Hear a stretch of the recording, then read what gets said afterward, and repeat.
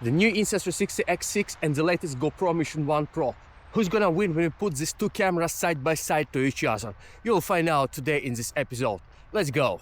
And first of all, it's a price tag. Because these two cameras are very close to each other based on the price that costs around the same, but the one is hard, durable action camera and another one is super versatile, also durable 360 camera that you can use absolutely everywhere to film like the entire travel episode. When GoPro was released, it was actually the first action camera with a true 1-inch sensor and ability to film the open gate. It means the filming in 8K 4:3 ratio in 30 frames per second, and actually no other action cameras can do something like that. As well, on GoPro MISSION 1 Pro you can use 8K 60 frames per second, but Insta360 X6 did arrive even with something much better. First of all, it is much more upgraded sensor than the previous generation of Insta360 X5. The size of the sensor is only 10% smaller than it is on GoPro MISSION 1 Pro, which is equivalent to 1/1.1-inch sensor. But the sensor has been developed by Sony, and it means that it allows to perceive 500% more light than the previous generation of the camera on X5. And it means that in a low light, Insta360 X6 is just unbeatable action camera. You can easily put it side by side with any other action cameras, no matter which one, and still Insta360 X6 is gonna win. Both cameras can now shoot in 10-bit color. Yes, this is the first generation of Insta360 360 cameras that can film in 10-bit color, and it means that if you are shooting in log format, you have a lot more places for the maneuvers if you want to do a different color grading, if you want to make your footage more cinematic. GoPro MISSION 1 Pro has arrived with updated GP Lock 2 that is also very well suitable for the color grading. Both cameras also support the wide field of view, so I just switched to super wide field of view on GoPro MISSION 1 Pro and action view, how it is called, on Insta360 X6, and just take a look how really wide the scene is, but at the same time the quality of the scene is super nice. Insta360 X6 allows to film in the cinematic 120 FPS, even when you are using the single lens mode in 4K. GoPro MISSION 1 Pro allows you to film in 4K up to 240 frames per second if you want to slow down the moment. But also GoPro MISSION 1 Pro has this insane burst slow motion mode up to 960 frames per second that allows you to slow down the footage up to 32 times. As for standalone cinematic footage from GoPro, it looks absolutely fantastic. But if you want to film the cinematic episode, then 120 FPS on Insta360 X6 is just more than enough. You don't need to go slower than that. Both cameras have really good dynamic range.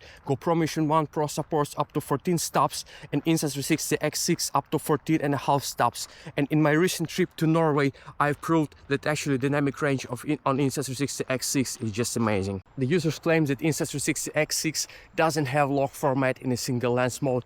This is not exactly true. Right now I'm filming in a log format in single lens mode, but actually I selected the InstaFrame 2.0 mode. This mode automatically keeps me in the focus no matter where I move this camera. But the fact is that I can film in 4K up to 30 frames per second using the iLog and 10-bit color. On GoPro MISSION 1 Pro I can use GP Log 2 no matter what frame per second it is, of course except the slow motion burst mode.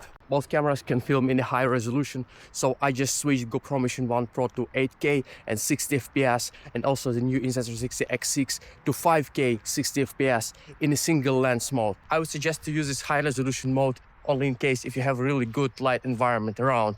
Do not try to use it in the low light, do not try to use it after the sunset, before the sunrise, or if you are walking in the shadows, because the footage might become a little bit muddy. But I would say on everything else, these two cameras are completely different. Because first of all, Insta360 X6 has something that GoPro MISSION 1 Pro will never get. It is a true 360 camera with absolutely huge potential for filming of cinematic episodes in 10-bit color in log format and up to 50 frames per second. I just came back from my trip to Norway where I had both cameras with me, and if you watched this episode before, you actually found that I actually love both of these cameras, and I've been using those two cameras in different situations. But let's admit that Insta360 X6 is a 360 camera that will give you a lot more potential, especially if you are filming while traveling. You have a lot more room for the framing of your episode if you are driving the car, driving motorbike, if you're just walking with the camera and you don't want to think about where you're pointing the camera because you can frame your footage later. GoPro MISSION 1 Pro, on the other hand,